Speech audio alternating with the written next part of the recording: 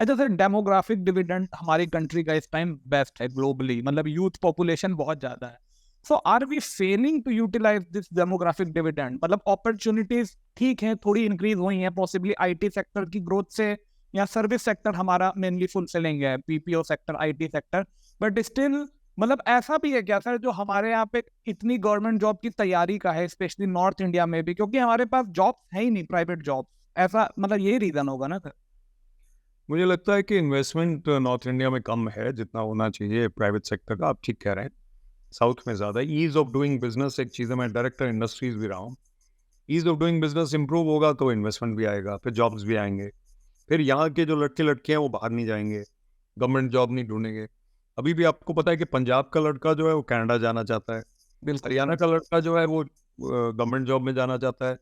लेकिन हरियाणा के भी अब बाहर जाने लगे कि उसमें चेष्टा में है, बिकॉज जॉब्स आर लिमिटेड.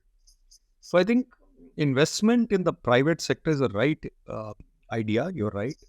उसके लिए हमें माहौल बनाना पड़ेगा, हमें क्लाइमेट बनाना पड़ेगा, which is the economic climate, ease of doing business. उससे फिर कंपनीज आएंगी, बढ़ावा मिलेगा जॉब्स को. साउथ में अब देखिए चेन्नई में आईफोन बन रहे हैं. अभी जो फ्लड आया तो उन्होंने 2 दिन बंद कर दिया आईफोन बनने, लेकिन वो बन रहे हैं. तो अब यहाँ कोई हमें पंजाब हरियाणा हिमाचल में ऐसे टेक्नोलॉजी वाली चीज़ नहीं दिख रही और नंबर्स वाले. अच्छा, फिर दूसरा आप देखिए कि एग्रीकल्चर में around 70% of India's population is in agriculture, जबकि जीडीपी कंट्रीब्यूशन 18% या 15% है एग्रीकल्चर का. Yes sir. वो weaning away of that population to the services sector जो आपने कहा, या manufacturing. It's a big process, but I think the youth of India is the best. मैं तो as a motivation speaker engage करता हूँ तो इंटेलिजेंट भी हैं और नेक भी हैं, इनकी प्योरिटी है, थॉट है, अच्छा है.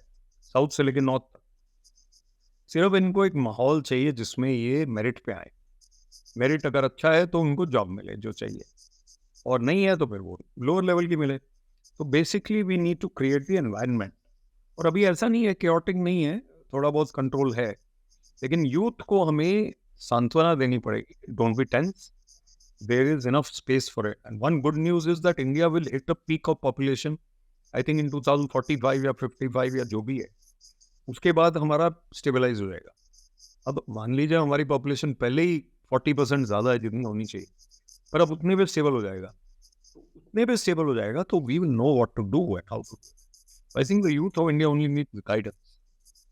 क्योंकि सर मैंने देखा ना, मैं बॉम्बे पोस्टिंग रहा, हैदराबाद रहा, यहाँ पे उतना क्रेज नहीं है गवर्नमेंट जॉब का, क्योंकि people are having private opportunity. मतलब मेरा लॉन्ड्री वाला था सर बॉम्बे में, उसको बीसीए की ग्रेजुएशन के बाद 15-20 हजार की जॉब लग गई थी, जो हमारे यूपी में नहीं पॉसिबल है सर. वहाँ पे जॉब अपॉर्चुनिटीज बहुत कम है, और सर इसीलिए पॉसिबली ब्रेन ड्रेन है. I agree, there is a disparity and the whole country is not the same. तो बहुत ये तो इंडिया के तो हर स्टेट ही कंट्री की तरह है. डेफिनेटली यूरोपियन कंट्री बिल्कुल बिल्कुल.